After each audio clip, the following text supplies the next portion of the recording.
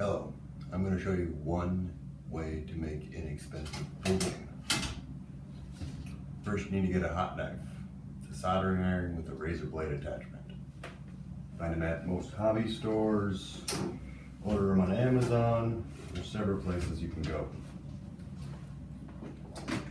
When you get your knife, make sure to get spare blades. They do get dull, and they do break and bend. Second thing you need, some thick foam cardboard. I got this from Axeman Surplus, 15 bucks, got me a 4x6 sheet. Then use a hoop or make a stencil or go freehand and trace what you want to cut out of it. When using the knife, there's an optimal speed you cut. Best way to put it is don't drag it too fast and don't go too slow. Too slow, you will melt the foam. Too fast, and you will just rip it and not get a nice even cut. I'll show you the taping method I figured out to make these fairly durable and indestructible. So, you've since cut out your buugeng. You're going to want to get yourself some good, strong duct tape. Rip it in half or a third, and then start on the edge of your buugeng. I prefer Gorilla Glue brand duct tape. It's not that expensive, and it's the best substitute for gaffer's tape I have found. Gaffer's tape is fairly expensive, and I make these, all said and done, a set of them is about $5 materials.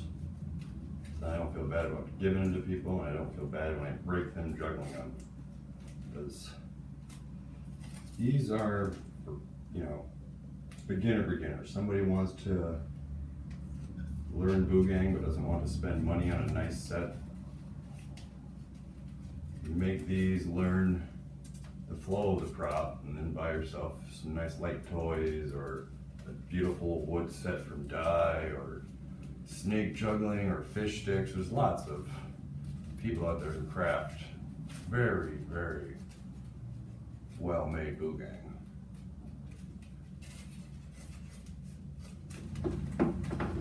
Now that that's done, I like to reinforce the handle a little bit more, because that's where it tends to break. Or at least two of these. Two of this is copy broke there. So now I have this in hopes these don't break in the same place.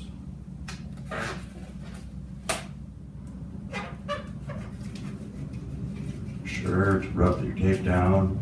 You can even rub it on something to make sure it's well adhered. We'll do that the next step.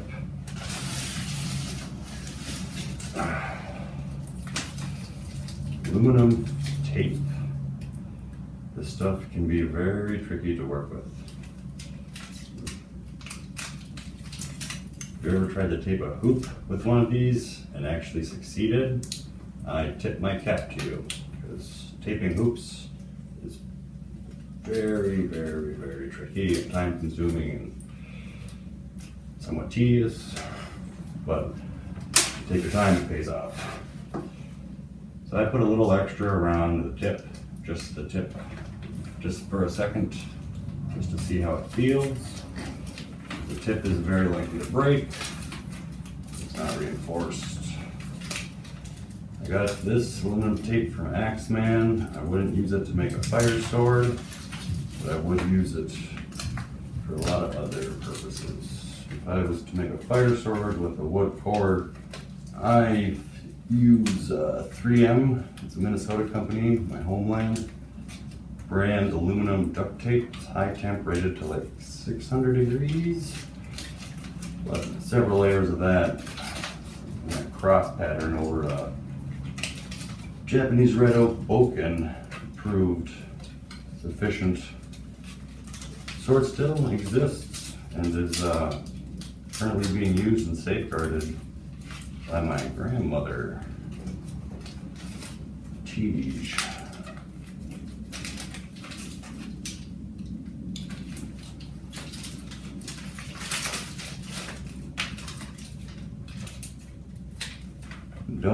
Don't finick around too much with the tape when you try to place it. It will rip.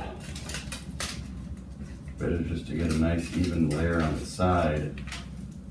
Crimp and press down on the blade with any excess. Not ideal, but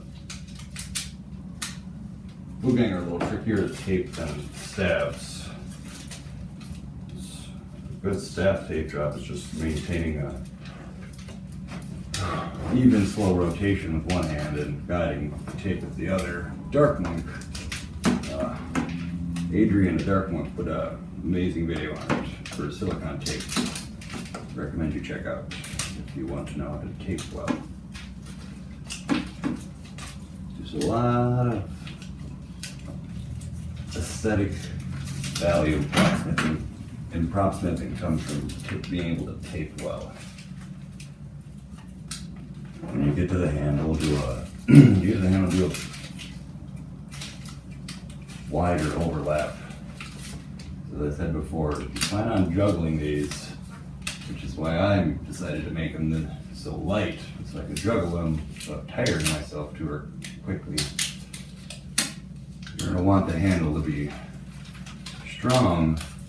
Any extra support you can give it is nice.